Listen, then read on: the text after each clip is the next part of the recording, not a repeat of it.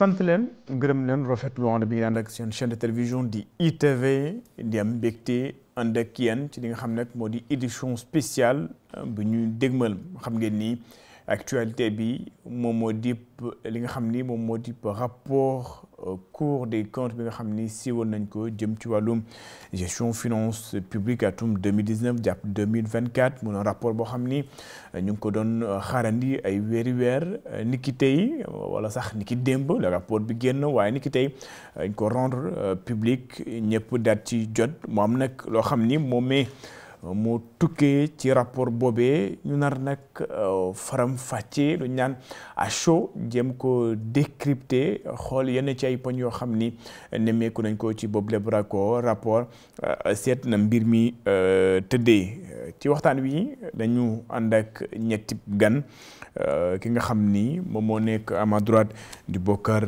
Diong bokk ci convergence des cadres républicains APR dina ànd ak itam ki nga xam ni moom mooy Mor Gassama nekk économiste enseignant chercheur ci INSEPS Université Cheikh Anta Diop bu Ndakaaru ñaani ci itam Assane Gueye nekk journaliste chroniqueur maison fii ci ITV ak i rajo noonee la waxtaan wi nar a tëddee kon ñu nar a faram fàccee yenn ci ay poñ yoo xam ni tukkee na ci rapport bi nga xam ni jot nañu ko ni ki tey jëm ci wàllum rapport du Cour des comptes ma fàttali leen ci wàllum gestion des finances publiques atum 2019 jàpp 2024 Bocar Diong yow yaay bokk nga ci convergence des cadres républicains maa ngi lay nuyu am mbégte loolu dal la ci suñu plateau.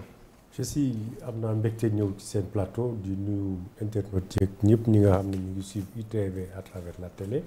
am mbégte partager plateau bi ak monsieur Gassama économiste ak di nuyu le chroniqueur monsieur Gueye. nga xam ne je le suivais un brillant journaliste. di am vraiment mbégte ci invitation bi.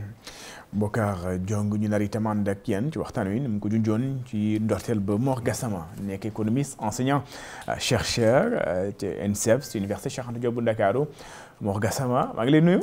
waaw maa ngi lay fay di nga xamal ne effectivement am na mbégte lool ñëw fii tey waxtaan ak seen téléspectateurs yi voilà di nuyu ñoom bokk ak débat bi donc di monsieur Diong ak monsieur Gueye. Assane Gueye itam dinañu gunge ci wàllum éclairage yenn ci yi nga xam nag moom mooy ay aviam Assane Gueye am mbégte lool bokk ak yow plateau bi. waaw merci beaucoup Mamadou Sy peut-être éclairage dañ koy bàyyi ak économiste bi. parce que chacun a sa place. Absolument. Et les vaches seront bien gardées. parce que waruñu def dépassement de fonction quoi. ñu ngi nuyu donc monsieur Gassama ak monsieur Diong nos invités vos invités etc. di nuyu également tous les téléspectateurs.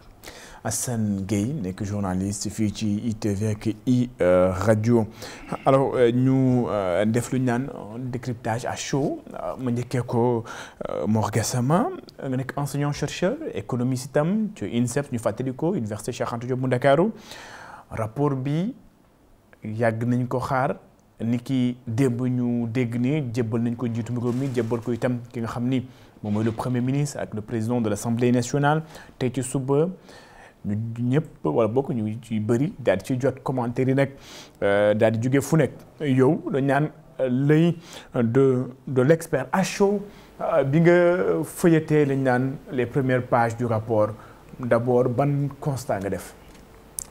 waaw jërëjëf en tout cas bi ma ko xoolee daal li ma njëkk jàpp d'abord mooy ne li nga xamante ni bii njiitu jëwriñ yi wax na ko fii il y a quelques mois de cela. mu xawoon a jaaxal Sénégal yu bari ba ñi sax jàppoon nañu xëy na peut-être mbirum politique la doon xaw a gën a ndiru ndax loolu xëy na xel mënu ko daj. dañ gis ne daanaka lépp pratiquement Cour des comptes confirmé na ko. te loolu da ngay gis ne kon vraiment. situation bu garaaw la. nga gis ne également li nga doon prévoir ci déficit gën na yokk mais aussi niveau d'endettement bi gën na yokk te boo waxee endettement bu nu mu gën a diisee rek service d'endettement bi gën a diis également. voilà donc nga gis ne kon vraiment faw ñu tegaat ay mbir. tegaat ay mbir pour mën koo méngaleeg li nga fi fekk. voilà parce que moo tax nga xam ne lu ci mel ni par exemple niveau d'endettement bi soo bëgg supporter automatiquement li nga xam ne mooy li nga war di fay da ngay gis ne kon at mi nu mu dee bu doon plus 1000 milliards da nga ko dugal. voilà moo tax foofu il faut ñu xalaataat ci ba xool nu ñuy def ba jëm ko négocier peut-être jëm ko rééchelonner nga xamante bi booy fay tamit dana xaw a wàññi tuuti nga xam ne ba yenn montant yi mën nga ko jël orienté ko ci secteur social de base bi. loolu mën na fausser vraiment calcul wala da ngay obligé voilà di suul bukki te yooyu yëpp je pense que peut-être war na mën a ñàkk. waaw moo tax fii nag lañ gën a soxla suñu diplomatie économique bi. Alors Bocar Diong nga bokk ci convergence des cadres républicains di APR nekkoon ñu fokk ñëpp xam nañ ñu parti bii nga xam ni njiitu réew mi fi nekkoon njiitu réew di Macky Sall moom moo ko jiite woon kon bokk bu ñuy wax mbirum rapport 2019 2024 ci gestion ñi nga xam ni ñoom ñoo fi nekkoon muy ñi bokkoon ci parti bi di APR. alors yow itam gis nga wala jot nga sax feuilleté quelques pages du rapport. ndax nekk na lu nga doon xaar wala lu la bett la. waaw effectivement jot nañoo fouilleter quelques pages ci rapport bi. dafa doon lu nga xam ne effectivement ñu ko doon xaar. parce que bu rapport bi demal woon nii dinañu woon surprendre lool. parce que le premier ministre déjà moom moo njëkk a annoncé ne am na lu graaw lu nekk ci rapport bi. donc tey bu génnee dafay confirmer rek. L'administration dafa confirmer rek li nga xam ne moom la premier ministre bi wax. waaye ay li yéwén li nga xam ne moo ñu ci gën a doy waar mooy rapport la bu ñu doon xaar bu yàgg a yàgg. comme des fois la ñu annoncé ne dina génnul ñu téye ko xamuñu luñ ci def di manipuler chiffres yi ba ñu toll fii tey. donc li am bettuñu mais de toute façon. Leer ba leer mooy le parti a décidé de communiquer sur ça. On communiquera sur ça demain Inch'Allah. Le gouvernement je rappelle également dina àddu ci mbir mi ni ki suba bu 16h jotee alors Assane li nga xam ni moom mooy rapport bi ñu ko doon xaar ñu ne 31 décembre la waroon génn ñu toog nous sommes au mois de février. rapport bi ñu siwal ko bi nga yow tam jot nga xool quelques lignes yi nga xam ne ñoom ñoo fare ci rapport bi d'abord nan ban jàngat nga njëkk def ci rapport boobee. waaw peut-être mun nañu wax ni que d'abord le fétichisme des dates là. pour man c'est pas si important. lu ëpp solo mooy rapport bi mun nañu ko tuddee rapport accablant. donc. La conclusion que je tire moi, on est dans le pays des rapports accablants, surtout en matière de finances publiques. Voilà. ñëpp nag ñu ngi indexé ou montrer du doigt le régime sortant. Moi, je pense que c'est un rapport plutôt accablant contre notre administration. C'est l'administration sénégalaise qui a fait ce rapport, qui épingle l'administration. Hein? La bureaucratie, tout ça.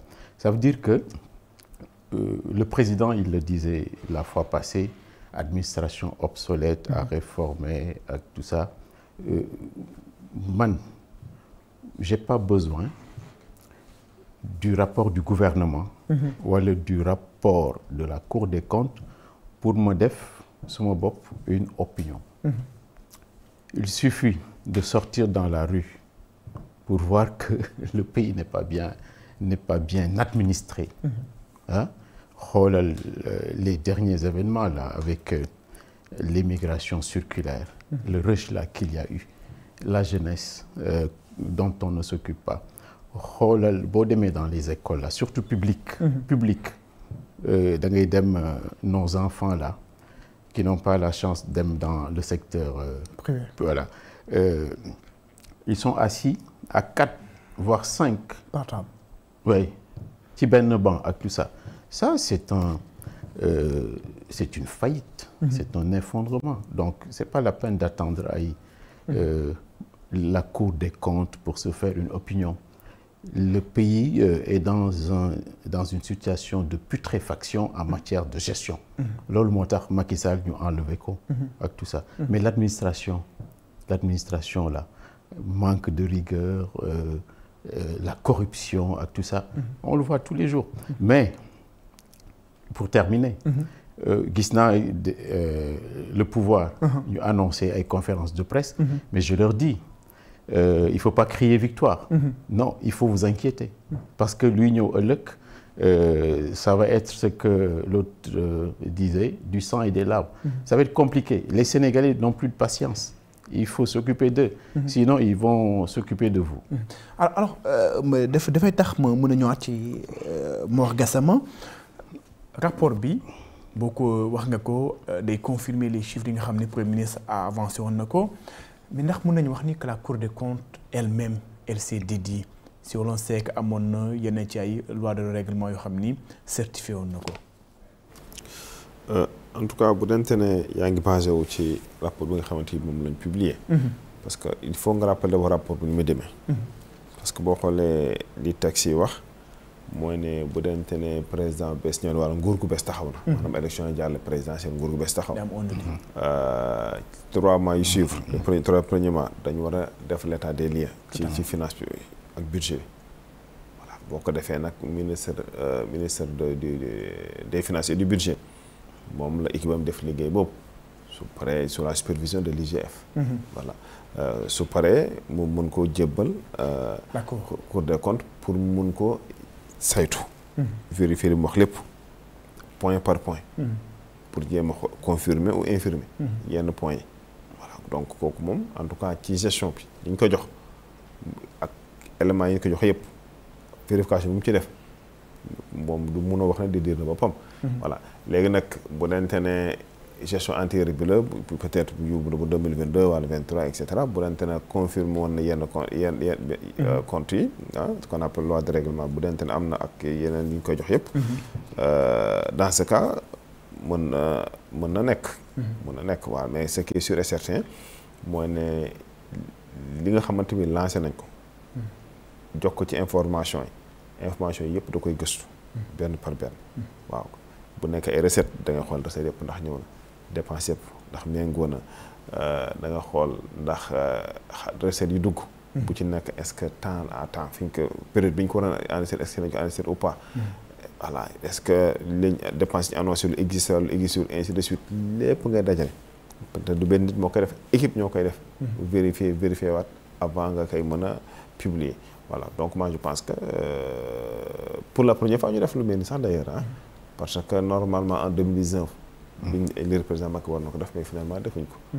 donc premier exercice la je pense que lu baax la dina tax déjà nit ñi gën a bàyyi xel ci mbirum bonne gouvernance alors monsieur Bokar Diong yi nga xam ni ngi fare yow yaa fare ci ki fi nekkoon njiitum réew di Macky Sall ci rapport bi dafa am ay ponk yoo xam ni boo ko xoolee maanaam su jëm wàllum sànq ma koy junj endettement waaye laata ñuy ñëw tuuti ci endettement bi day ñëw ci yenn ci ay écart yoo xam ni ñu ngi koy nemmeeku maanaam ci wàllum dette bi yoo xam ni maanaam bor yoo xam ni Sénégal am na ko wala boog amel na ko ak anam yi nga xam ni moomee lañ ko lebee ndax cour bi bu defee ce qu'on appelle l'état des lieux day def des observations day def d'abord des constatations soog a def ay observations wala ay recommandations yoo xam ni day sàkku ci ministère des finances mu daal di rectifier ci mbir moomee d'abord ci wàllum endettement boobee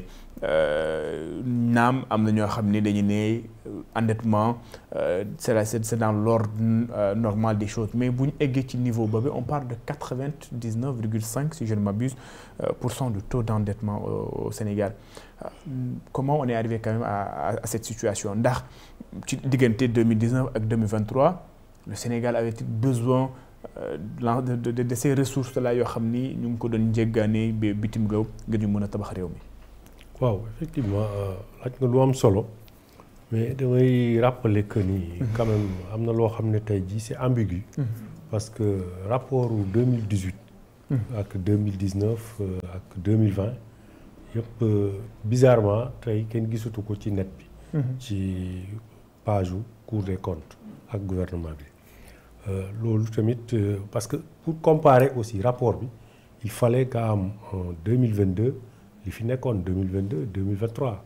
nga am ko quoi pour mën a def ay éléments de comparaison. pour wàllu dette bi moi je pense que en son temps président de la République comme ministre de l'économie et des finances yi fi nekkoon yëpp. waxoon nañu communiqué woon nañu ci soutenabilité dette bi nga xamante ni. Sénégal moom la doon def. te ku xool le président Macky Sall réalisation yi mu def dëkk bi ragalul woon endetté wu te ce n'était pas de la dette de prestige parce que le président Macky Sall quand même def na fi ay réalisation yoo xamante ni dafa méngoo woon ak fi Sénégal jëm à l'horizon de 2035 émergence bi mu jëmoon donc loolu Sénégal attanoon na ko te c'était prévisible parce que le pays aussi bu ñu fàtte ni dañ doon dem ci croissance à 2 chiffres ak l'arrivée du gaz ak du pétrole les projections de l'État foofu la toll woon donc on disait que ni sax egguñu woon ci taux UEMOA bi parce que c'est paradoxal on n'est pas économiste mais on sait que quand même tey li ñu wax ci encours dette bi chiffre bi ñu joxe c'est un peu ambigu doo xam lan la parce que déjà il y a au niveau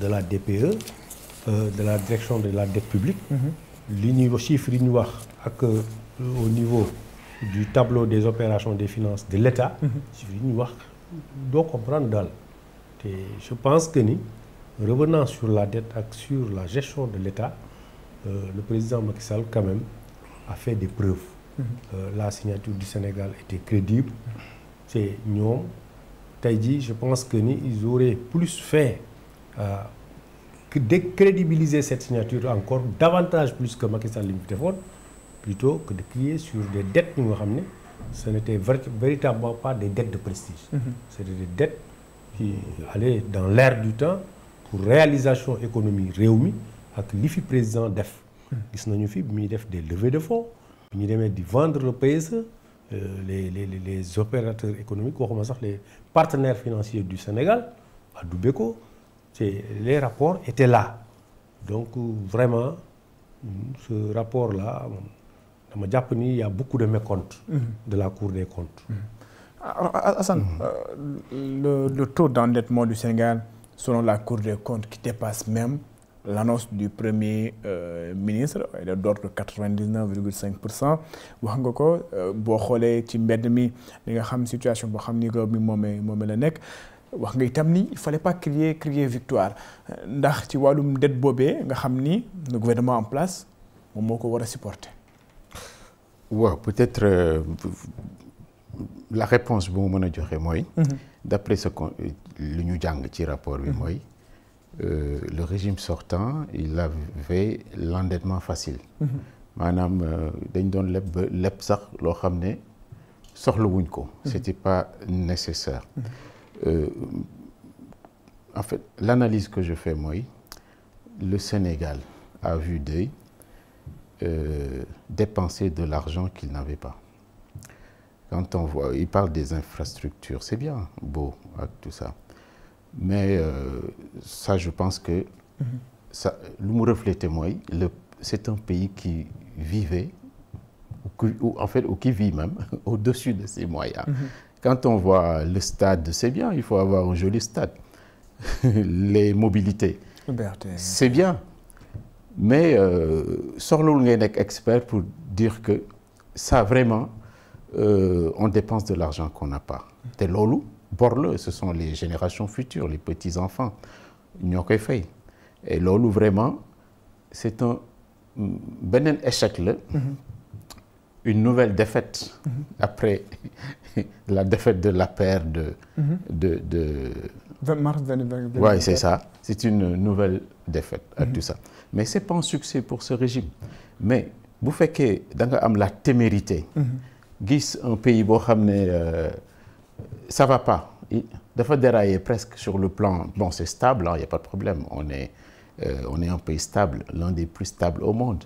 Mais sur le plan de la gestion nous sommes de piètres gestionnaires ça on le voit bu fekkee da nga gis loolu yëpp nga am la témérité je dis même pas le courage la témérité nga ne je vais briguer les suffrages ak tout ça mais yaa ko sombi naan ko il faut pas venir aujourd'hui nous dire ça va pas etc ak tout ça on ne veut pas d'alibi on veut des résultats. C'est-à-dire que bu fekkee ni ñëw nañ ci nguur gi solution yi ci ñoom la war a jógee kon. non mais bon en tout cas ils ont intérêt.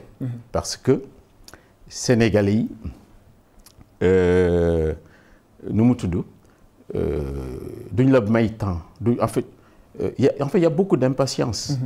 yaa jóg de ton propre gré nga ne mën naa ak tout ça bien que sachant que situation bi c'est délétère, c'est pas bien, finances publiques ak tout ça nga jël réew mi, mais il faut pas chercher des excuses. Ce rapport-là, c'est pas des excuses. Demain vous pouvez faire vos conférences de presse ak tout ça, plastronner ak tout ça, mais non, les Sénégalais veulent des résultats presque immédiats. Ça c'est le message adressé au gouvernement. Le message pour les sortants, moi, am na fu ñu lire aussi que la dernière année là, c'était catastrophique. C'était encore plus catastrophique. 2023. Mais c'est compréhensible. 2023, Macky Sall, c'était une longue agonie pour lui. ñëw ne bokkatuma, etc. Ces amis là, qui n'étaient pas des amis, c'était la plupart des opportunistes. Mais ils vont profiter de l'occasion. Ils vont casser les caisses, etc. C'est ça qui s'est passé. Il faut pas... soxla ngay am un bac plus 10 en comptabilité, en audit ou en finances publiques pour comprendre ce qui se passe dans ce pays. Les gens n'ont pas bien géré le pays. Depuis Blaise Diagne, là alors, depuis Blaise Diagne, il n'y a pas eu de bons gestionnaires dans ce pays. Moi, je suis lucide sur ce plan-là. Macky Sall n'est que le dernier avatar de la situation. Des mécomptes là, comme dit monsieur Ndiong ak tout ça. Voilà, c'est un peu ça. Les mécomptes de la Cour des comptes. dinañ ci gën a xuus ci rapport bi dafa am un trident: Trésor, Direction générale du budget, ministère des finances et du budget. am na sax fu Cour bi di waxee nii que la Direction générale du budget a demandé un décaissement au niveau du Trésor et que pour la Cour, la Direction générale du budget n'avait pas le droit, maanaam amul woon sañ-sañ laaj décaissement li nga xam ne ak moom mooy Trésor. naam ci biir rapport bi laaj la ak tontu la ministère des finances, maanaam kon ñi fi nekk la ñu ne am na benn loi wala benn arrêté boo xam ni qui stipule que kay le directeur général du budget am na sañ-sañ laaj décaissement ci li nga xam ne moom mooy wàllum Trésor. manquement yi nga xam ni yooyee la ñuy nemmeeku ci li nga xam ni moom mooy digganteeg mooy li ma naan trident boobee léeg-léeg c'est la direction générale du budget qui demande, léeg-léeg c'est le Trésor qui décaisse, léeg-léeg c'est la direction générale du budget ou le ministère même moom mooy dem ci yenn ci ay banques dina ci ñëw, mooy la relation état ak banque ba ñu ne am na benn taux boo xam ni bu ñu endetté boo xam ni dafa xaw a jéggi dayo ci trident boobee. Assane mu ngi doon wax ni ci wàllum administration sénégalaise, mais quand même bu ñu xoolee ñi fa nekkoon dañ ne c'est des hauts commis de l'État, le directeur général du Trésor sortant, le directeur général du budget sortant par exemple, ak ñeneen ñi nga xam ne ñoo ko jiitu ñu naan c'est des hauts commis d'État. Finalement da nga naan ndax la gestion en tant qu'économiste, ndax la gestion de ces finances là elle a été aussi difficile pour qu'on arrive à un moment où la direction du budget est obligée d'aller chercher de l'argent quelque part, d'aller tirer 1000 francs de l'autre côté pour récupérer 500 francs de ce côté-là. Parce que boo waxee fonctionnement état, wax finance dafa am ay règles yu ko tëral. Donc ça veut dire que bu dee ku nekk lii la war def nga ko. ak ki loolu contrôler ni mu war a contrôler rek, je pense que problème mënul am foofu. Donc ça veut dire que dafa am faille ci système bi. waaw faille boobu nag il faut nga trouver ko pour éviter que dans l'avenir yu mel ni mën a amaat. voilà parce que bay wax rapport bi noonu ay xaalis yoo xamante bi jël nañ ko mais logé woon ko fa ko war a loger et cetera. ba nga xam ne wax date wala ñu jël ko fayee ko par exemple ñu ne la location de la maison des Nations Unies, il y a 4 milliards qui ont été décaissés pour Air Sénégal par exemple, des dépenses peut-être non prévues. waaw bon budget loolu moom da ci am ci budget dépenses yoo xam ne prévoir ko. ndax day mën na ci am xaalis boo xam ne aussi prévoir na ko jot mën nga koo jot ci diggante bi. loolu moo tax souvent sax ñu def yenn loi de finances rectificative yi pour voilà leeral ñu yëpp. parce que loolu dafa bokk ci fonctionnement normal budget. voilà mais bu dee da nga wax rek problème bi. mooy problème de transparence. waaw parce que bu dee lépp li ngay def yaa ngi koy teg ci yoon respecté texte yi mënuñu agsi ba fii ça c'est clair et net. loolu nag mooy dugal ci góoti gi ñu nekk nii. ndax yàkkamti la wala maanaam bëgg am benn projet boo xam ni nii nga ko war a jaarale mais on passe de l'autre côté. loolu warul nekk handicap c'est-à-dire que yàkkamti moo tax nga violer les textes mu tax nga violer les textes parce que violation texte bi bari na ci rapport bi. voilà loolu pour man yàkkamti waru tax et que par ailleurs état à chaque fois am na ay leviers yu nekk à sa disposition ba nga xamante ni bii yu bari su ko bëggee donc war na ko mën di am encore nga rappeler ne état sax yu muy liggéey lu ci ëpp daanaka nit ñi ñooy préfinancé. ça veut dire que ba tey loolu da koy permettre mu am temps pour uti xaalis. voilà donc pour man ay manquement la yoo xamante bi dañ ko def délibérément.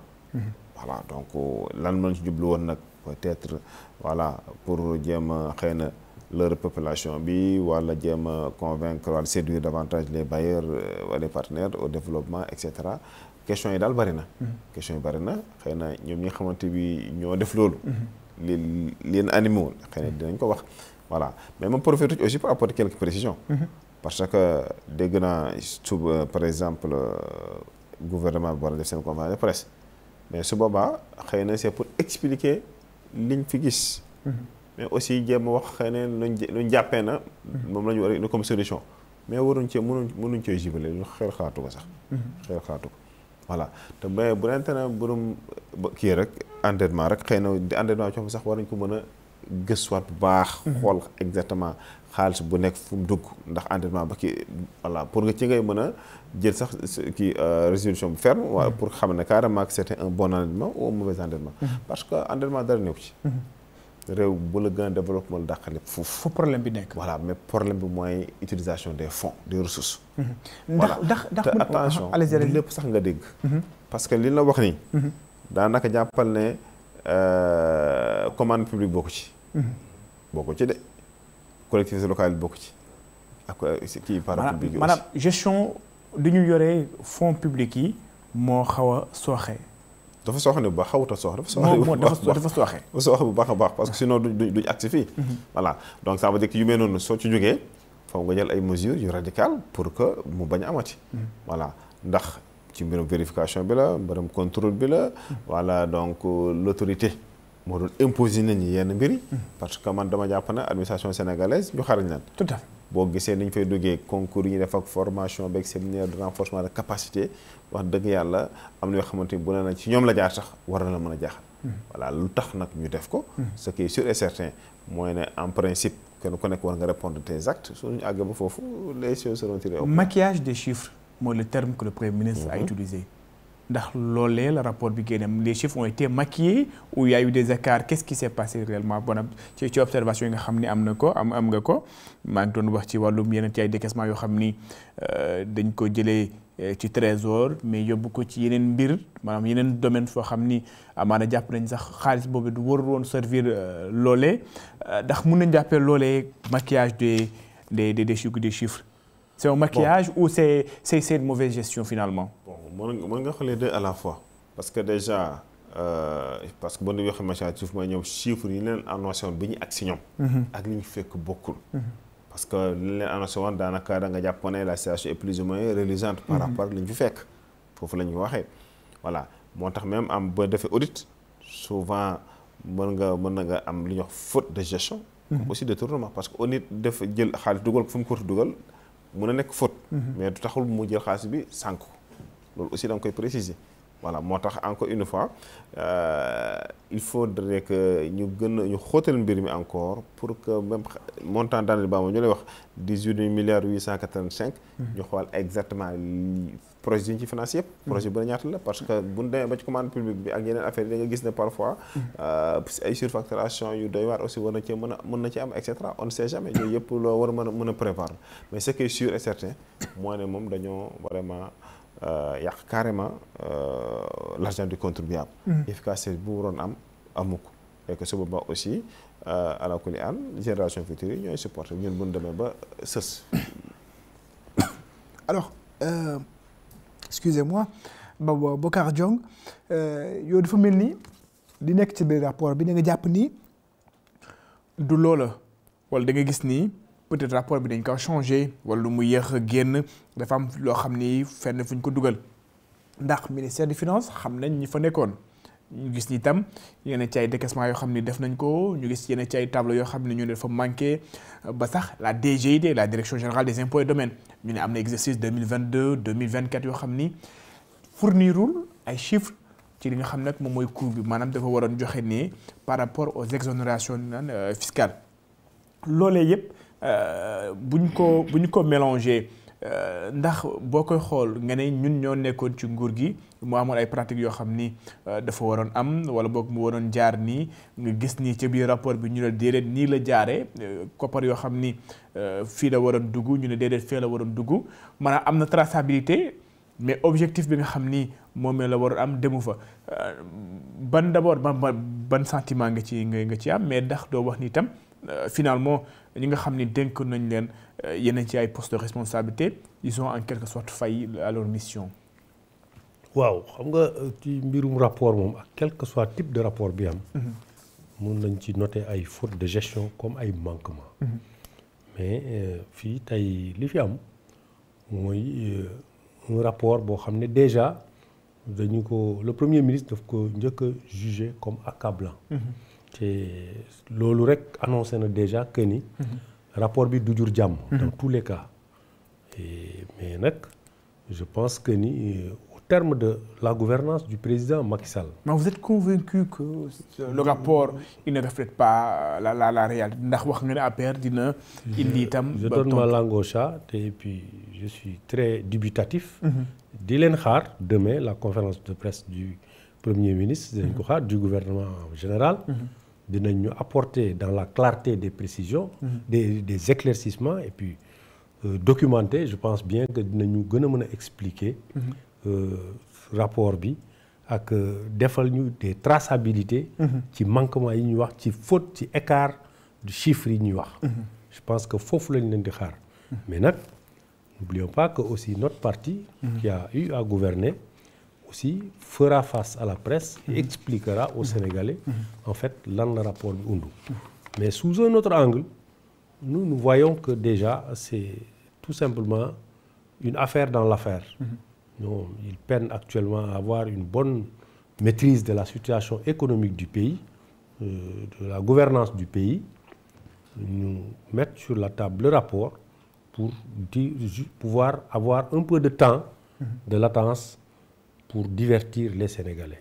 Mais la réalité, c'est des compatriotes qui sont traqués, nos camarades qui sont pourchassés, nos camarades qu'on essaie d'utiliser la justice sur eux, parmi lesquels quelqu'un que je vais citer, Mouy Farba Ngom, demain il fera face à la justice, au parquet financier, du seul fait que sa proximité avec le président Macky Sall, et aussi du seul fait que il les a tenus en échec fii au Fouta. C'est aussi mu doon li nga xamante ni le premier ministre mu promettroon ko ni dina activer la justice ci kawam. Donc tey nous sommes inquiets, nous sommes dans le doute. Parce que quand il y a une revanche du pauvre sur ses abyssales, c'est-à-dire que quand aujourd'hui ils sont au pouvoir, ils cherchent à traquer des gens qui hier nekkuñu woon déjà dans l'exercice de l'État, à qui on ne peut rien reprocher, parce que Farba est un simple opérateur économique du privé comme d'autres, comme Tahirou Sarr qu'on a convoqué, et puis ñu tudd fi 125 milliards sur lesquels boo xam ne boo defee le cumul des transferts entre Tahirou Sarr et Farba Ngom, ça ne fait même pas 10 milliards. Tey nous sommes vraiment inquiets. Nous voyons que ni tey ce régime-là fera tout pour expliquer aux Sénégalais son incapacité à prendre en charge véritablement les besoins des Sénégalais, conformément aux promesses tenues avant ñoom ñuy jël nguur gi. Donc tey rapport bi liñ ci xaar du jur jàmm lu dul daf leen di servir de prétexte pour pouvoir traquer des gens qui n'avaient commis que le tort d'être avec le président Macky Sall de gérer ce pays-là. balaa ñoo ñëw ci suite li nga xam ni moom mooy tax rapport bi forcément dina am ay conséquences yoo xam ni surtout sur le plan international. Il y a le FMI qui a reporté li nga xam ni moom mooy créance yu mu war a defal Sénégal au mois de juin 2025. parce que rapport bi da doon xaar la FMI balaa ma ñoo dugg plateau bi et s'est prononcé vite fait à chaud par rapport au rapport qu'elle soutient le gouvernement du Sénégal dans sa démarche. Au ministère des Finances, finalement, tout se résume au ministère des Finances parce que, entre guillemets, moom mooy l'argenté de l'État. Entre 2019 et 2023, il y a eu au moins deux ministres des Finances qui se sont succédés. Ci rapport bi day jël en compte 2019 2023 maanaam ñaari ministres yooyee rapport bi ci ñoom la daal di jógee te ñaari ministres yooyu dañ doon daje ak li nga xam ni moom mooy des partenaires internationaux Sénégal ndax mën nañu yaakaar ni maanaam ñu xalaat ni que suñuy ministre bu ñuy dem ci partenaires internationaux yi dinañ am une volonté manifeste de cacher certains chiffres pour pouvoir entre guillemets obtenir plus de financement. waaw en tout cas man li ma ci mën a tontu mooy ak le résultat du rapport là. C'est l'image et la respectabilité du Sénégal qui est balafré un peu ou même beaucoup même.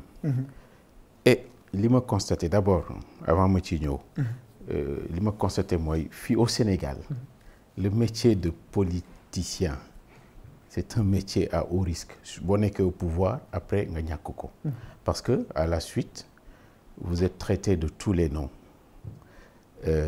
ñoom l'APR je peux dire chacun son tour chez le coiffeur parce que ñoom aussi il avait fait à d'autres d'accord gageons rek que on va bien administrer la justice et que ça va pas être à la tête du client. Mais chacun son tour chez le coiffeur. C'est le tour de ceux qui étaient là. Il l'avait fait à d'autres avant. Donc, c'est pas la peine qu'il cherche à avoir le monopole de la souffrance. Beneen affaire bi mooy li ma constaté mooy li ma ci jàng mooy dafa mel dafa am des rapports incestueux entre les politiques qui décident et les décisionnaires, etc. Rapport incestueux. C'est-à-dire la politique au Sénégal ici, c'est un rapport à l'argent. C'est pas pour changer la condition des citoyens. C'est pour se faire des thunes. Disons les choses, parce que les mots ont un sens. Les bureaucrates également, ñoom ils regardent pas l'intérêt général. Lu ñuy xool mooy les plans de carrière ak tout ça, les prébendes ak yu demee noonu moo tax la en fait je ne suis pas surpris que aujourd'hui ñu wax li ma ci jàng faux et usage de faux la jàng fii association de malfaiteurs bande organisée etc. loolu laa jàng ci affaire bi et je ne suis nullement surpris c'est pas le monopole des sortants ceux qui ont été sortis bien avant etc. C'est la même chose, c'est l'éternel recommencement de l'histoire. D'accord. Ñi tamit ceux qui sont là il faut qu'ils fassent attention parce que le pouvoir ça corrompt et ça corrompt absolument. Alors ci li nga xam ni wax na ko l'image du Sénégal peut-être ki bi nga xam ni moom moo nar écorné wu aux yeux du monde, la signature du Sénégal qui va peut-être peser moins lourd. Leneen li mooy le gouvernement en place naam defu nañu le diagnostic nga xam ni moom mooy rapport bi balaa la Cour des comptes di confirmer le rapport, mais n'empêche le gouvernement est encore allé sur le marché financier pour emprunter de l'argent. Maanaam ñu ngi waxu dette bi boo xam ne moom la ñu bàyyi diggante 2019 ak 2024 99,5%. Gouvernement bi ñëw on parle d'une dette de 4000 milliards etc. Finalement on va dépasser les 99,5% de la dette. Ci jamono ji premier ministre néew nañu wala boog gouvernement bi néew nañu il faudrait qu'on attache les ceintures, mais finalement il faudrait également ñu xool fu ñuy wéeru pour ñu mën a taxaw. D'abord les conséquences immédiates sur les relations entre le Sénégal et ses partenaires au vu de chiffres yoo xam ne Sénégal a maanaam communiqué woon na ko, mais ñu gis nañ ci jamono ji ils n'avaient pas les vrais chiffres. waaw parce que boo seetloo marché bi ni muy fonctionner moom dafa sensible ci information. tout à fait. voilà donc information yu mel bu amee automatiquement da ngay gis ne day replier wu. yàlla la note du Sénégal qui a été. voilà marché noonu lay fonctionner. mais comme ci ay principe de fonctionnement. daf ci am solo lu ñuy wax la transparence. information parfaite. du moment où quelqu'un a opté pour la transparence après da nga koy mën a accompagner ci loolu moo tax même les partenaires mënuñ def lu féliciter gouvernement Sénégal ci engagement bi mu jël et que soutenir les nouvelles autorités ndax ligne bi ñu jël la parce que kii ñëw ne la man que li mu fekk parce que mënoon rien ne les empêcher ñoom tamit ñu ñëw rek jéem a maquiller affaire yi continuer noonu pour naan boo defee lii xëy na mën na indi yeneen problème mais loolu daf lay sonal après parce que déjà da nga gis situation bi normalu te dama say politique publique du efficace comme ni mu war a efficace parce que say estimation ak yooyu yëpp parce que da nga koy faussé voilà moo tax travail ci ay chiffres yu réel dara gënu ko voilà donc encore une fois ñu jàpp ne daal bu dee ci ngi dem ci côté marché financier moom c'est tout à fait normal que voilà Sénégal mën na ci am jafe-jafe. mais ndax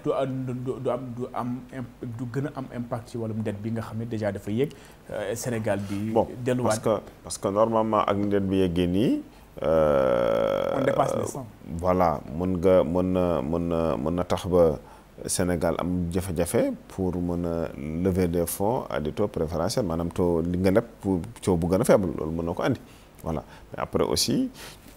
bu dante na xëy na activer nga sa ay levier def say lobby mën na am la nga doon uti peut-être mën nga ko amaat également moo tax ci foofu nag la am le résultat yi baaxee voilà donc foofu le résultat amee solo quoi la notion de confiance wala la notion de confiance boo xam ne wax nga ko naam les autorités wax nañ ni que dañuy fexe ba ñoom dañuy def dans la transparence du wan partenaire ni lii lañ fi bëgg lii lañ fi gis lii lañ fi fekk mais le souci mooy ci wàllum li nga xam ne moom mooy l'avenir ndax gis nañ ni ñu ne ko pare dette bi dafa bëri mu am ay dysfonctionnement yoo xam ne ci wàllum des ordonnancements yoo xam ni ñu ngi ko doon def ministère des finances mu ko doon def te bu ñu nee ministère des finances c'est toute une chaîne est-ce que du radioscopie la ñu war a defal li nga xam ne moom mooy ministère des finances fexe xool ce qu'on appelle sortir entre guillemets la mauvaise graine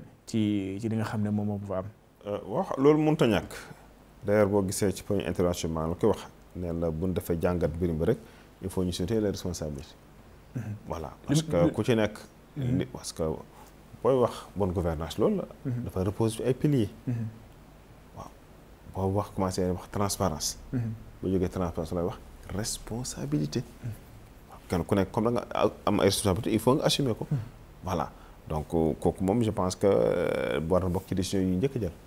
waaw kooku mënut a ñàkk. comment réorienter la route tey le rapport il est accablant naam yéen ñi nga xam ne yéen a fare ci APR jàpp ngeen ni que vous avez des doutes sur le rapport di ngeen indi sax ça sera l'occasion de faire le comparatif ak li nga xam ne moom le Cour des comptes génne comment réorienter la route surtout que bu ñu xoolee tey seen leader mooy Macky Sall mu ngi bëgg am yeneen ambition au niveau international il a récemment intégré benn voilà think tank et cetera moom itam ndax loolee du ko topp à l'échelle internationale d'abord ci wàllum li nga xam ne ñu ne ko moomee mu ngi yootu leneen loo xam ni amara lu mu bàyyi ci ginnaaw dafa xaw a ñuul tuuti. nga président ak lu mu munte di yootu defe naa nekkinam ci li mu yore woon réew mi loolu moo ko ëppal solo. te quoi qu'il en soit aussi bi mu yoree réew mi. Au niveau de l'international déjà notre signature était crédible la signature du Sénégal était très crédible. te au niveau aussi de la diplomatie économique. il avait fait des réalisations des réussites. yoo xamante ni moo ko valoir tey position bi mu am à l'international. te je pense que ni aussi tey l'actuel régime certes l'international mi ngi suivre de près ce qui se passe au Sénégal. parce que enjeu bi fi nekk la déjà mais li ñuy wax nii tey c'est vrai les gens attendent de voir. moom mi Macky Sall démenti woon na sax sur une chaîne wax ni le Premier ministre a tout faux attendons les conclusions de la Cour des comptes ndax conclusions yi génn ndax moom itam il ne sera pas surpris de ce qu'il est en train de voir wala finalement il va dire que il y a eu des collaborateurs yoo xam ne amaana xamuloon ci la teg tànkam. Au-delà de ça, il y a la lettre qu'il avait adressée ci élection législative yi. Pour déjà dire qu'il avait laissé une bonne économie dans ce pays et tout li mu doon liggéey yëpp dans la transparence ak visibilité beaucoup de lisibilité ci réalisation yi ak ci taux de croissance yi fi amoon ak Sénégal nu mu génne woon ci pandémie économie 2020 bi parce que paradoxalement nangu nañu ne croissance am na ci recette fiscale yi am au niveau du Sénégal jusqu'en 2020 ak Covid bi si la baissé mais recette fiscale yëpp dafa augmenté wu de 2020 ba 2023-24 donc nullement du impacté dara ci leadership bi nga xam ne le président Macky Sall am na ko parce que jàpp naa ni il a été un grand travailleur il a réalisé li taxoon ñu fal ko te tey jii je pense que ni su ñu continuer woon dans cette même dynamique ni les Sénégalais s'attendaient à ce que tey l'actuel régime fasse mieux que le président Macky Sall ou que cela soit une continuité parce que il y a eu une rupture brutale nga xam ne tey qui dure dans le temps et que les Sénégalais ne peuvent pas comprendre est-ce que véritablement le pouvoir va s'accrocher sur li nga xamante ni déjà c'est la Constitution qui le dit au terme de 3 mois après un changement de nouveau régime il est normal que la Cour des comptes fasse la situation financière du pays. Là, on est à 11 mois. Tey jii à 11 mois on le fait te 11 mois au cours desquels le régime peine à réaliser li fi ko doon xaaree. Au moins bu ñu deful mieux que Macky Sall. tey jii il faut moins que Macky Sall parce que réew mi métti na métti goo xam ne c'est pas ce rapport là nga xam ne demain ils vont ergoter là-dessus mooy changer ce que liñ leen di xaare. Est-ce que ministre des finances bi nga xam ni daanaka mu ngi ci yéen tey mun nañ xaar ci seen wàllum éclairage moom mi amaana bu ñu naan luy ji njaag moom mooy njaag. ministre des finances am na benn ministre des finances boo xam ni moom moo ci période 2019 ak 2024 amoon na ñaari ministre des finances yoo xam ni ñoo ngi fa woon. ndax mun nañ leen xaar wala mun nañ xaar kenn ci ñoom mu indi peut-être des contradictions wala ne chiffres yi nga xam ni gis na ko ci rapport bi bokkul ak loo xam ni moomee la jàpp ni loolee am. mais il y a pas mieux placé que l'actuel ministre de l'économie et des finances bi nga xam ne moo nekkoon le directeur de la programmation budgétaire. Le ministre des finances. C'est le plus habilité tey jii c'est lui demain qui devrait s'adresser aux Sénégalais par rapport à. da nga jàpp ni il a une responsabilité. Sa responsabilité est plus il a plus de lisibilité tey il est la voix la plus autorisée et la plus sérieuse qui puisse parler demain aux Sénégalais. Ce n'est pas au Premier ministre de parler. Tout au plus, c'est le ministre de l'économie actuellement. Le ministre des Finances. Le ministre des Finances actuellement, autant pour moi, moom moo am cëgalu guy pour ñëw wax parce que moo fekkee démb fekkee tey. te tey c'est au terme de tout ça rime autour des finances. Donc moom moo war a génn mu éclairer la lanterne des Sénégalais. Alors ci rapport bi monsieur Gassama gis nañu itam il y a une explosion de la masse salariale qui est devenue énorme en 2019 et 2023 ñu ne la masse salariale bon si elle n'a pas doublé elle a presque triplé ñu gis ni dafa xaw a ni ñu ko amee dafa xaw a jig dayoo maanaam boo moywul état bi lu mu dajalee ci wàllum ci budget bi wala xaaj bi wala genn wàll bi ci salaire yi lay jëm ndax loolu itam bokkul ci luy ralentir le rythme de croissance du pays maanaam au lieu ñuy concentrer sur certaines dépenses d'investissement on se démerde pour payer des salaires. waaw parce que boo seetloo les derniers mois. Je ne sais pas peut-être les 2 dernières années. Surtout il y avait un recrutement massif. Tout à fait il y a eu le recrutement de 5000 enseignants. Voilà. Il y a eu le programme Xëyu Ndaw yi. D'abord en tout cas recrutement enseignants yi kooku moom c'est un besoin réel. Voilà pour Xëyu Ndaw yi nag je pense que recrutement yi ci bëri daanaka. C'est après les événements de mars 2021. Oui, je me souviens très bien.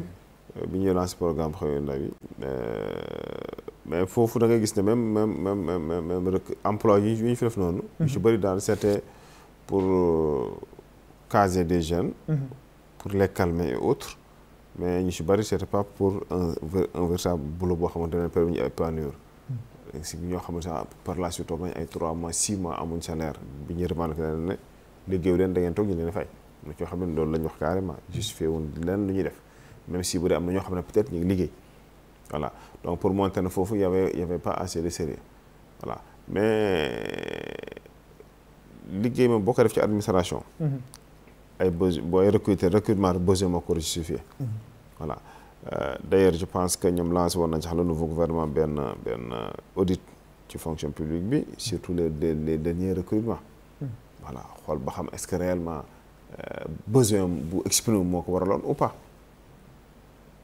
parce que bu dente ne besoin moo exprimé moo tax ñu këpp ñaari milliards suñu koppar yi bu dente par exemple fu mel ni comment dirais-je la éducation nationale bi mais bu dente na yeneen secteurs yoo xamante bi parce que on voulait tout simplement caser une clientèle politique su boobaa mu ngi ko remettre en cause parce que xaalis boo xamante bi peut-être réew mi soxla na ko pour feneen waaw boo jël exemple bu ndaw rek ci entreprise publique boo xamante bi par exemple ba ko doo ko boole ci budget bi mais exemple la boo xam ne mu ngi ko joxe nga inspiré wu ne lii bu dee moo am foofu aussi daanaka c'est la catastrophe mooy le cas de la poste entreprise boo xamante bi nee naan la soxla lu weesu 2300 personnes te ñu ne presque ñu ngi fay 4500 personnes ay salaire maa xamul tax ñoom biir ñëpp léegi leen tere régler problème boobu parce que on a perdu trop de temps pour ça c'est vrai lancer nga audit xam nga l'état des lieux mais il faut prendre une décision parce que qui veut faire des œuvres doit casser des œuvres mënut a ñàkk tout à fait voilà alors li nga soxla xam nga ko surplus bi après nag mën nga ci def benn plan social voilà ñi am comme tey li nga wëgg a recruter lu mat ay 2000 enseignants ñëpp ñi nga xam ne am nañ bac te intéressé na leen mën nga leen jël ñu jàngale ñeneen ñi aussi bu dee leneen intéressé na leen mën nga leen defal formation recyclage mais mënoo xëy di fay nit koo xam ne toog këram du def dara wala koo xam ne wër na ne entreprise bi soxla ko parce que recrutement ci entreprise lu koy waral toujours mooy besoin moo koy exprimer entreprise boo xamante bi le niveau de ses activités augmenté wul mais ngay xëy di recruter du dugal ci biir loolu sabotage lay loolu yàq la Assane, au-delà même de la masse salariale qui a augmenté ou qui a doublé dafa am yeneen opération yoo xam ni nemmeeku nañ ko par exemple dans le cadre d'une société bu ñu naan la SOGEPA c'est une société boo xam ni état bi moo ko moom mais pour financer certaines activités ñu gis ni ñu dafa am état bi dafa procéder à la vente de certains de ces immeubles la cour elle-même dit que c'est faisable maanaam état bi mën na ko def mais boo xoolee le tableau de bord il y a même le bâtiment du ministère des Finances et du budget qui est mis sur la sellette. Il y a plusieurs bâtiments yoo xam ni moomee lañ mettre sur la table d'ailleurs loolee dañuy delluwaat ci la fameuse révélation du Premier ministre concernant li nga xam ni moom mooy la vente de la maison du président de l'Assemblée nationale ci wàllu woowu itam nees ko mën a jàngat nga xam ni état bi tey pour bu soxlawee xaalis day nekk obligé céder même certains de ces immeubles. Oui, mais loolu la ñuy wax quand ça va mal on vend les bijoux de famille. Le patrimoine bâti, tout ça là, ci la bokk ak tout ça. Mais moi, j'aimerais spécifiquement rebondir sur la masse salariale ak pourquoi? Parce que dañuy wax ni on est dans un pays de démocratie. Mais lu gën a wér mooy on est plus dans un pays de clientélisme. On confond démocratie et clientélisme. Clientélisme politique, etc. On case les gens et puis masse salariale yi partout ça explose. te loolu ay plans sociaux lay andi après et cetera de la détresse sociale et cetera mais man de la préconisation. fi may xaar l'autorité mooy la réduction de son train de vie parce que loolu gisuma ci benn jéego. Depuis lors, etc. Les mêmes agences sont là. C'est vrai que dans les agences aussi, ce sont des Sénégalais. Absolument. Il ne faut pas les stigmatiser ak yooyu. Mais effort de sobriété boobu. Bon, il y a eu cette circulaire du Premier ministre. Ouais. C'est pour le taquiner un peu. Maanaam concernant frigo yoo xam ni bureau bu nekk da doon am frigo les imprimantes yoo xam ni ñëpp a koy bokk maanaam une imprimante pour un service au lieu de imprimante bu nekk ci benn bureau. Il y a eu quand même quelques mesures qui ont été faites. Mais loolu la ñuy wax le gaspillage mais courant boo xam ne fayoo ko mais tu l'utilises comme tu veux. bu fekkee génnewu sa poche ak tout ça il faut faire de sorte que boo fa defee frigo c'est toi qui fais yow yaay fay la facture après tu vas rationaliser wala doo ko utiliser il faut pas qu'on passe par 4 chemins. Les solutions sont là et extrêmement simples. Mais il y a de gauche droite par 4 chemins, je ne suis pas d'accord. De toute façon, le mérite la ñu bàyyi dans ce pays. Ça a été remplacé par le clientélisme. Mi ngi wax la poste, il y en a plein. Dans tous les services publics ak tout ça, il y a des sureffectifs. Parce que chaque DG qui vient amène ses amis, ses parents, il n'y a aucun contrôle. Contrôle, c'est très très important. Parce que ce que je vois là, rapport, pour moi, c'est un peu médecin après la mort. Parce que amul prévention, facilité déconcertante boobu ma gis en matière de micmac kii dugal fii génne fii parce que y a pas de surveillance a priori. Hein? Boo bàyyee nag ba jaan bi daw ngay door ci waxtaan bi ak tout ça sert à absolument à rien. Il faut de la prévention. C'est très la prévention, c'est pas seulement pour la santé. C'est pour les finances, c'est pour la gestion. Mais c'est vrai, c'est très important. C'est des choses yoo xam ne nit ñi duñ ci bàyyi tout le temps. Attention, mais en fait c'est vital. Sinon tu fais fausse route. En diggante 2019 ak 2024 ñu ne masse salariale bi dafa presque doublé wala triplé ndax Sénégal soxla woon ressource humaine boobee diggante li nga xam ne moom mooy ñetti at yooyee. Est-ce que le Sénégal ci maam si seen jamono comment justifier cette explosion de masse salariale? Mais ça se justifie parce que déjà taux de croissance bi mi ngi doon yokk sauf que ni kii bi Covid bi moo ko impacté woon. Mais aussi bul fàtte ni les budgets prévisionnels du Sénégal mi ngi doon augmenté wu. Moi je pense que ni bi président di fi jógee presque on était à 6 000 milliards. Donc li war a inquiéter les gens mooy en si peu de temps effectivement masse salariale bi augmenté wu na ci li nga xam ne régime bi nga xam ne actuellement nii régime bi fi nekk actuellement. Je n'ai pas exactement les chiffres, mais de la centaine de milliards tey ñi ngi yokku na quand même de presque ay 6 à 4 milliards yu yokku ci salaire yi. Mais ndax Sénégal ci diggante bu gàtt boobu 2019 2024 soxla woon na liggéeykat yooyu yëpp. waaw mais le Sénégal supportait. te l'État était là, on n'avait pas de problème de salaire te li ñuy wax ni par exemple. Cette clientèle politique tey ñi woote parce que président de la République aussi bi mu wootee pour rationalisation budget bi dafa poser ay mesures yu concrètes bi mu jëlee réew mi rek déjà gis nañu jéego yi mu tegoon tey ji nga xam ne j'ai vu que tey defe naa conseil des ministres premier ministre xaw na wax lu ni mel muy agence yi nga xam ne daf leen éliminer woon daf leen supprimer woon parce que gisoon na ni genre doublon la ak aussi réduction de la facture de l'électricité du téléphone ak aussi coût oto yi nga xamante ni jugé que ce n'était pas nécessaire yooyu je pense que ni rationalisation yooyu président defoon na ko.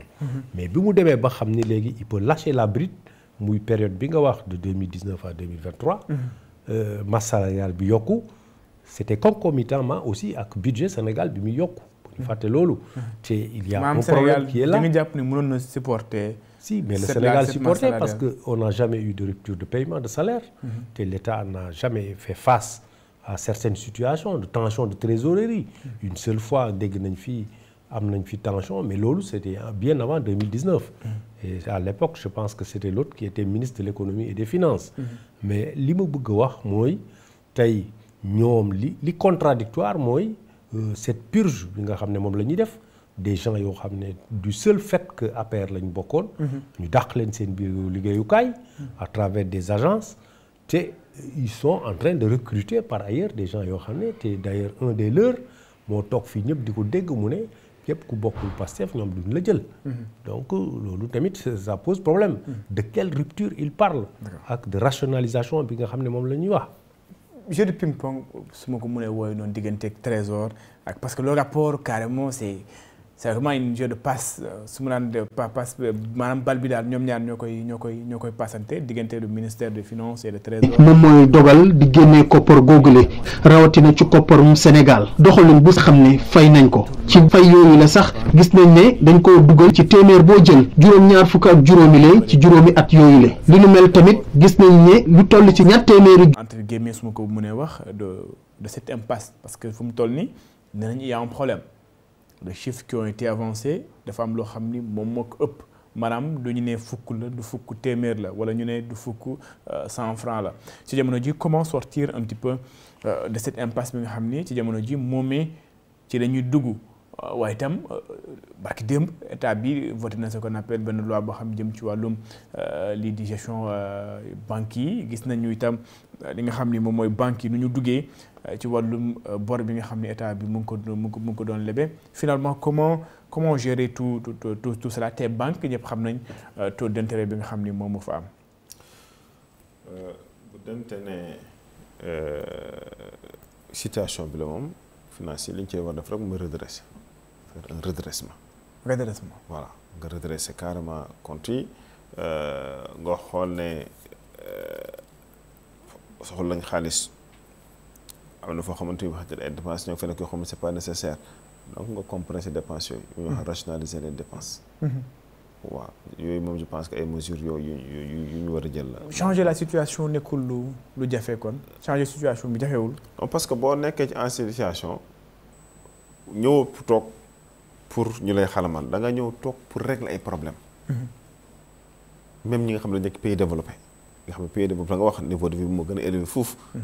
ñooñu bu ñu ay problème lañ fa fekk yu dul jeex. Il y a eu en France où le Premier ministre, l'ancien Premier ministre a été entendu sur la dette, etc.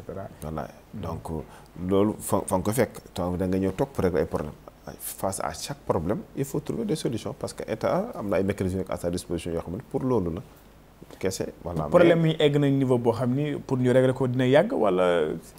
waaw ba dañu am yoo xamante ni mën nga leen régler dans le très court terme. yoo xam ne le court terme yenn voilà dans le moyen et le long terme. voilà da nga leen catégoriser. waaw yi nga mën a def immédiatement mu ci ngay jëm. yi nga xamante bi demande nécessité un peu de temps nga def ko yi nga xam ne dans le long terme da nga koy projeté rek. voilà day tax aussi même booy uti ci xaalis loolu la nga am ay ressources longues mooy pour les projets yi nga xamante bi voilà ça nécessite 5 ans 10 ans jëm ko voilà mais encore une fois boo nekkee ci état moom toogoo rek pour ne affaire yi yàqu na problème bu la tegal da nga war a raisonner pour une solution teg c'est ça. waaw sànq mu ko doon junj nee na l'actuel ministre des finances maanaam dafa bokkoon peut-être ci équipe bi et cetera. directeur de la programmation budgétaire directeur de la programmation budgétaire naam question boobee amoon na suñu benn confrère bu ko bëggoon laaj premier ministre sur la responsabilité de l'actuel ministre des finances il a effleuré un petit peu la question disant que non peut-être mais c'était le directeur de la programmation budgétaire est-ce que en quelque sorte li nga jéem njëkk a lire ci rapport bi yow tam ndax peut-être loo xam laale woon ni ci. non parce que boo nee programmation budgétaire. donc yaa ngi travail ci budget bi yaa ngi joxe yenn indication yi yenn directives foofu nga yem. directeur budget am na ministre bi ñëw na. donc yow da nga am ay supérieur la nga liggéey boo ko tegee ñam luñ soppi ak luñ ciy def leneen donc nga am ay limites. administration yëpp hiérarchie la.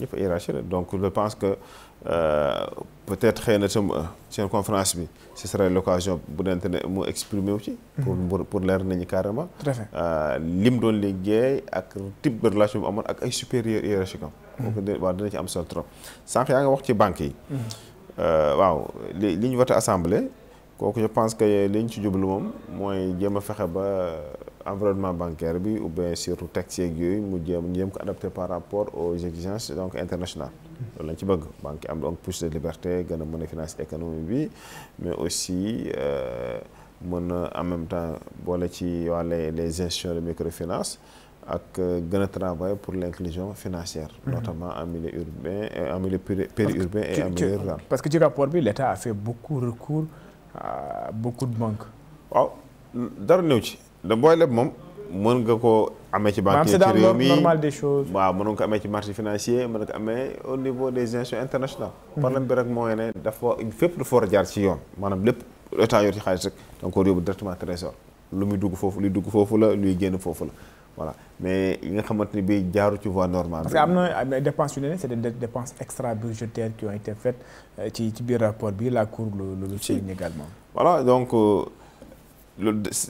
c'est des choses qui arrivent mais yooyu yëpp comme ni ma ko expliqué donc quel que soit le type de dépense bi nga effectué dans tous les cas état moo koy mooy régulariser après moo tax xaalis biy dugg ak génn yëpp keneen mënu ko gérer beneen compte war lépp trésor la war ñëw loolu mooy transparence unicité de compte alors Assane xam nañ fu ñu jëm le rapport a été fait il y a eu des manquements forcément ay explication war na am ñan ñoo war a peut-être fournir ces explications là sur li nga xam ni moom mooy nañu jàpp ni que wàllum les finances publiques ont été entre guillemets pas dilapidées mais dafa am nu ñu defee ci finances publiques yi ñan ñoo war finalement sur la question de la reddition des comptes elle-même maanaam il y a le trésor qui est pointé du doigt il y a la direction générale du budget il y a le ministère des finances entre autres finalement qui va répondre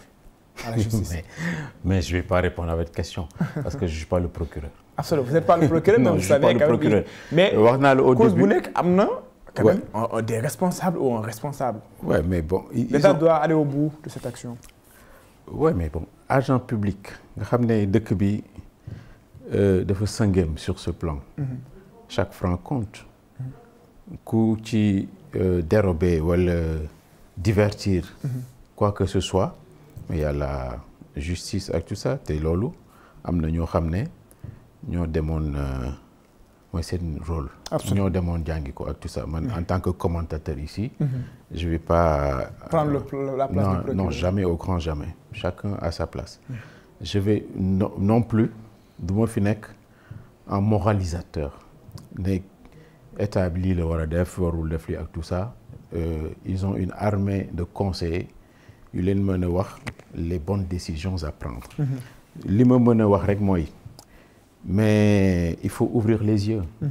xoolal par exemple les pays scandinaves. Comment leurs pays sont ordonnés. Bien gérés. Hein? ku nekk ci kaw ba ci suuf. dentifrice xam nga dentifrice. ah bi nga xam ne ñëpp ko moom kenn du ko jël. mais loolu yëpp. En fait dañoo nite il y a de l'humanité Sénégalais yi en commençant par moi nous manquons d'humanité actuellement. Humanité parce que le mot humanité dafa am fu mu jógee mi ngi jóge ci humilité ak ci voilà mi ngi jóge ci humilité. Humilité sénégalais amuñu humilité boobu mooy lan non intérêt général. Parce que mënoo toog sa coin nga ne man je vais avoir des milliards ou des millions sans fin. Et le reste ils vont mourir dans la pauvreté ak tout ça il y a pas de bonheur individuel. Ça c'est faux. L'autre chose ce qui nous arrive comme ça mais l'explication man je pense que ça vient de loin. Ça vient de l'esclavage, les séquelles de l'esclavage et de la colonisation. Moi, ñu topp ba léegi. De sorte que les Sénégalais sont les ennemis de leur pays. Il y a plus de patriotisme.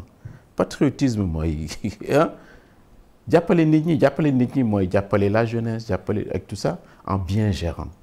Nous ne savons pas gérer. De sorte que ay Donald Trump ak tout ça loolu la ñuy xasee. ñu ne ces gens ils sont pas capables de s'autogouverner. Et loolu d'une certaine manière il a raison il faut que ñu veiller à ces choses-là.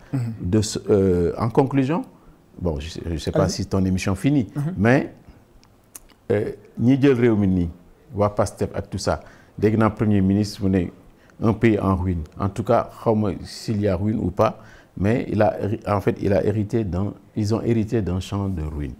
Champ de ruine comportemental. Les comportements baaxul à tous les niveaux. ñun ñoo yàq suñu dëkk bi et en fait au départ on était un pays pilote. Absolument. Un pays pilote adulé et cetera choyé de partout léegi on est déclassé. Les voisins là tout ça qui sont stables ñu ngi ñuy raw ay Cap-Vert et cetera tout ça si on fait pas attention on sera le dernier de la classe bientôt hein, parce que on est en train de dormir. Sur nos lauriers. Alors Bocar maa ngi ko doon wax balaa maa ñëw ci les exonérations fiscales parce que man loolu dafa attirer un peu sama attention la DGID n'a fourni aucune si je peux l'appeler ainsi, aucune donnée boo xam ni loolu dinañ ci ñëw joxu ko maanaam entre 2022 ak 2024 il y a eu des exonérations fiscales yoo xam ne état bi def na ko mais cour bi dafa ne laaj nañu mais jotuñu ko ci wàllum li nga xam ni moom mooy la responsabilité j'imagine peut-être que du côté de l'APR on se prépare maanaam loo xam ni jàpp nañ ni bu suba bu gouvernement bi waxee dina am loo xam ni parce que premier ministre waxoon na ko nee na tous ceux qui seront impliqués dans cette affaire vont répondre de leurs actes. Du côté de l'APR, on se prépare à faire face à cette situation. Ou on est déjà préparé? Non, du côté de l'APR, on a toujours alerté. On veut véritablement une reddition des comptes. Mais on ne veut pas de règlement de compte. C'est de cela, évidemment, qu'il s'agit.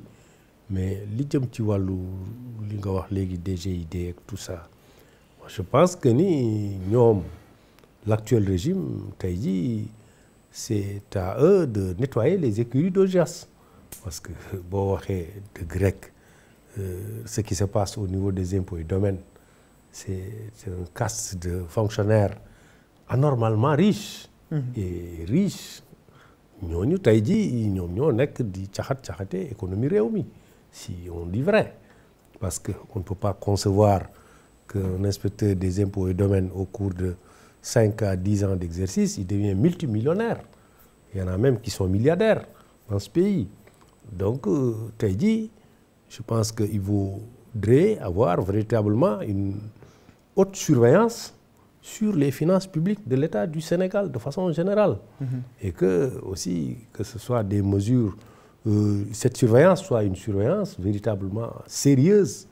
Parce que n'importe qui, quand on nous dit ici, un inspecteur du Trésor décaissé 700 millions par sa seule signature, on se dit que dans ce pays, quand même, ceux qui nous gouvernent devraient regarder par-dessus leur nez d'abord, parce que c'est dans leur corps métier que foofu le problème bi nekk. ci wàllu exonération fiscale bi ndax itam état bi ci jamono ci nga xam ne moom mooy seen nguur. parce que exonération fiscale bàyyi woon loo xam bu mu ëpp. Exonération fiscale bi. moi j'entendais Ousmane Sonko, opposant président du PASTEF, en parler. ko doon dénoncer exonération fiscale bi. mu xam ne loolu moom dafa doon wax sax ni cette grâce fiscale bi nga xam ne dañ ko doon defal certaines entreprises. daf ko doon fustiger. mu am ay relents de corruption. tey je pense que ils sont à la manœuvre war nañu mën a corriger tout ça.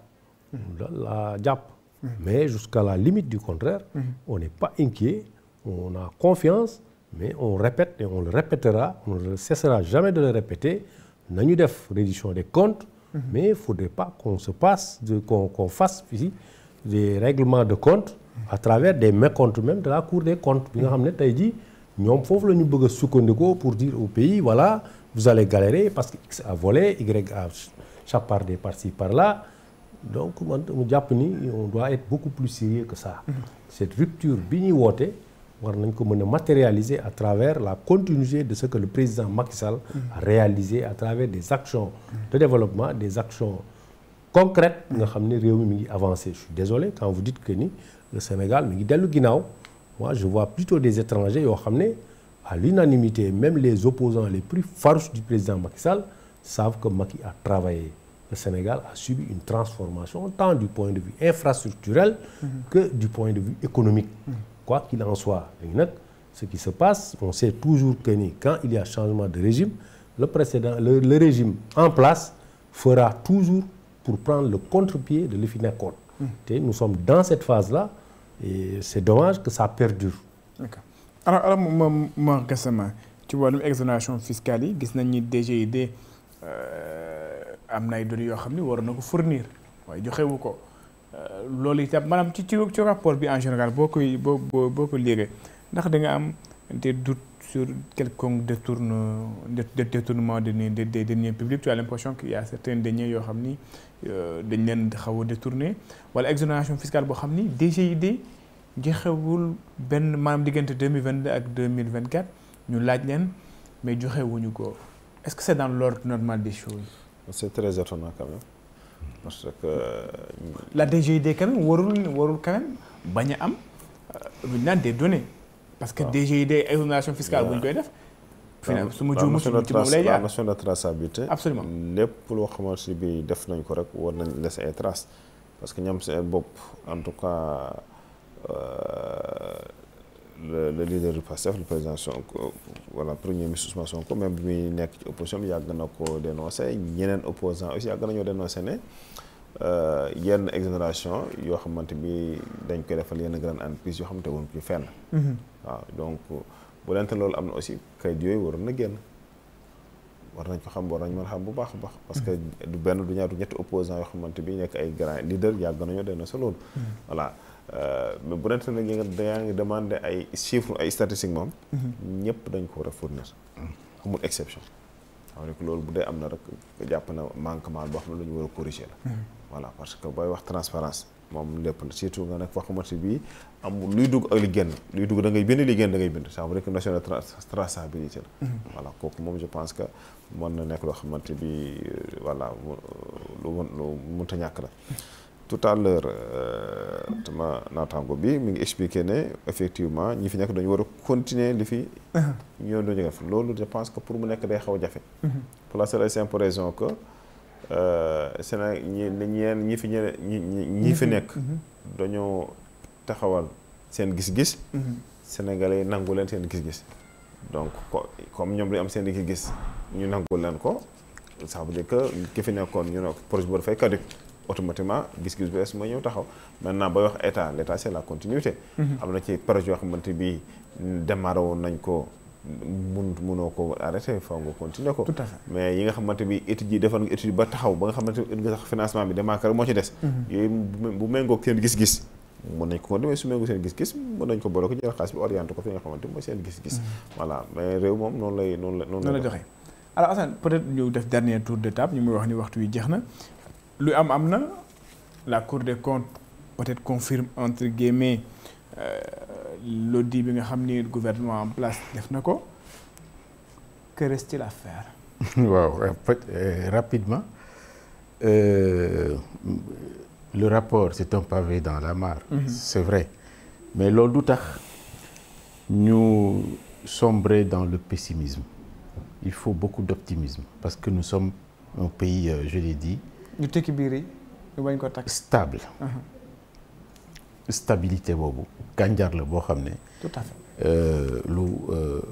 lu ñu war a fonk la ba pare gën ko yokk. lu may xaar rek mooy man l'ère de la paix Macky Sall tout ça là. Il y a eu un juge de paix qui est le peuple là qui a déjà dit ce qu'il avait à dire ak tout ça boo laajee lengee nag ñu jox la ko il faut en faire quelque chose. da nga war a wane ce qui manque actuellement non pas seulement au Sénégal mais un peu partout dans le monde la virtuosité il faut être des virtuoses trouver des solutions andi lu may tuddee un rêve moderne surtout pour cette jeunesse sans on parlait de beaucoup d'effectifs avec en liaison avec la démographie la jeunesse 75% de la population boo ko toppatoowul rek il va pas te laisser en fait marquage à la culotte lay def et puis da lay song après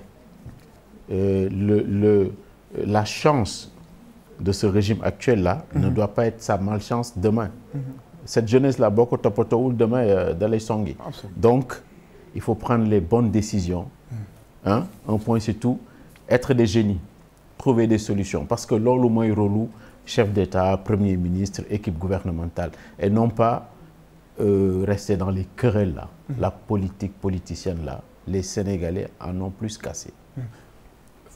Rapport bi génn la Cour ne dit pas autre chose ou même avance plus parce que boo xoolee ci conclusion bi day naan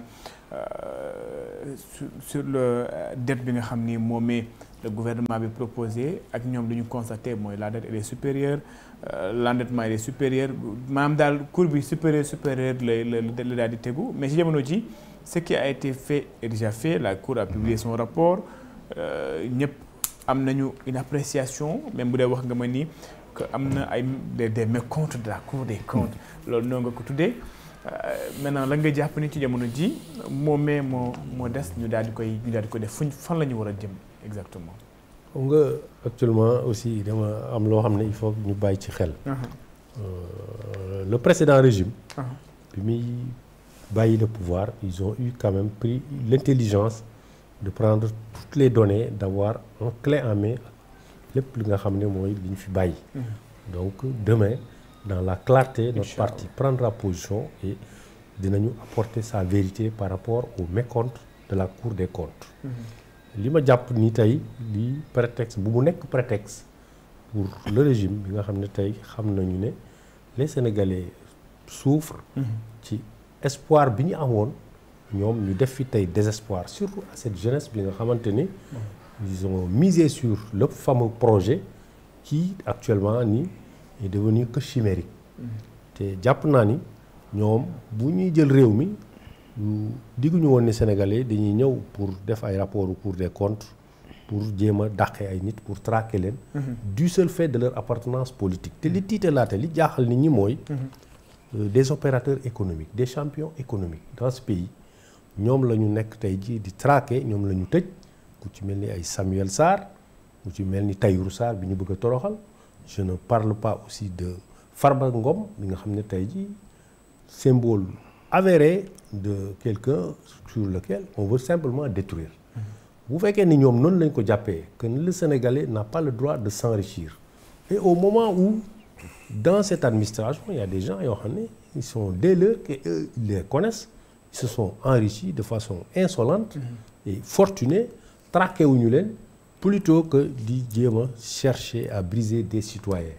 Est-ce que ñoom tey leur projet de Sénégal 2050 ce serait de misérabiliser les Sénégalais ou bien qu'est-ce qu'ils ont véritablement en tête. ma jàpp ni le temps file te lu ma wax je reviens là-dessus il devrait s'inspirer du président Macky Sall jéem a pousser le pays vers l'émergence mu continuer nekk comme Côte d'Ivoire am croissance à 2 chiffres te le pétrole ak le gaz bi nga xam ne ñu ngi koy exploiter ñu jéem a def de sorte que ni Sénégalais yi mën ci gis seen bopp plutôt que de penser à exporter nos jeunes pour du travail fële en Espagne dans les champs.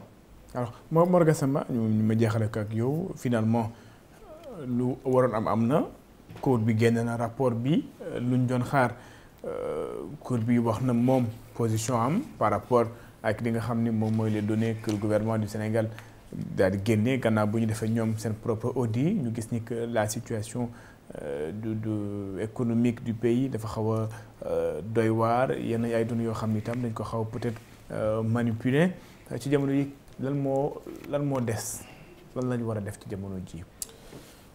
li ci des mooy concentré wu ci liggéey bi parce que foofu leen Sénégal yi di xaar boo xoolee nag li am ni yëpp je pense début bi nii rek après xëy na dootuñu ci wax sax lu bari parce que boo xoolee en 2000 bi président Wade di doog a ñëw nii la demee woon boo xoolee en 2012 président Macky Sall di doog a ñëw nii la demee woon surtout première année bi moom parce que yaa ngi ci ay audit yaa ngi ci leneen donc looy wax rek yaa ngi référé ci ñu jàll mais après da nga xam ne di wax ci ñu jàll du tax yow nga def bilan. di wax ci ñu jàll du tax nga mën a espérer deuxième mandat li tax nga mën a espérer deuxième mandat mooy nga def ay réalisation maanaam ci jamono ñi ñu jublu ci liggéey bi c'est ça est-ce que kon la conférence de demain est-ce qu'elle vaut la peine. si comme lu mel ni am na le fait que nga expliquer li xew loolu lépp pour mais le gouvernement a expliqué, la Cour a presque confirmé. Il faudrait peut-être. waaw mais déjà pour man lépp looy def pour gën a population bi gën a xam ne xew. dara new ci parce que tey maa ngi rappelé wu juste après alternance bi noonu une semaine après maa ngi ci woon benn plateau spécial ci seen naataango yi maa ngi leen wax naan damay tiit ne président Diomaye première opposition du ne PDS lay nekk mais pas parti démocratique sénégalais mais parti de la demande sociale. parce que demande bi bëri na lool. te nit ñi yàkkamti nañ. tout à fait mais comme kon nit ñi am nañ seen xel di xalaat bu baax. boo leen expliqué li xew dañu xam ne lii moo mën a nekk parce que même boo yàkkamti tamit mbir foog nga xaar ba mën a lu am mën a am. voilà parce que tey. nit kuy lu mu yàkkamti boo ko joxe gerte mu du suba la indil ay kii. voilà faw au moins mu ji ko xaar ko ba mu màgg mu defar ko yooyu ba mën koo bàcce affaire def ci ay sax donc ça prend du temps da nga ko expliquer da ngay rappeler les faits mais loolu du la dédouaner c'est-à-dire que suba ba ngoon nag war a jàmm kii soxla askan bi. absolument loolu kese moo tax nañ ñi fan leen te loolu kese moo leen war leneen lu def lu loolu passé nañu à côté. sant ko Mor Gassama sant itam Bocar Diong Gassane Gueye mi nga xam ni moo doon gunge ci waxtaan wi ñu may wax ni waxtu wi daal dinay jeex bàyyi leen ngeen daal di tàggatoo. Bocar d'abord. merci beaucoup si vraiment am nañu mbégte bu rëy ak rëy di partager plateau bi ak monsieur Gueye. C'est vrai qu'on avait des doutes, des inquiétudes, parce que partager le plateau avec un économiste aussi, heureusement, je pense que nous aussi, on n'a pas dit des choses qui ont maintenu, maîtriser au niveau. Merci beaucoup. Ok, Mor Gassama. waaw bon kontaan nañ ci débat bi wax dëgg fa yàlla jàpp naa ne li ñu fi wax lépp la amal askan wi njëriñ. Assane. Merci beaucoup. On a remercié les invités. C'était un bon débat civilisé. jërëjëf. sant leen yéen itam gërëm leen rafetlu woon bi ngeen ànd ak ñun seen édition spéciale bi jeex na ñu leen jox dig daje ci yeneen jotaay seen chaîne de télévision di ITV jaa ngi jëf.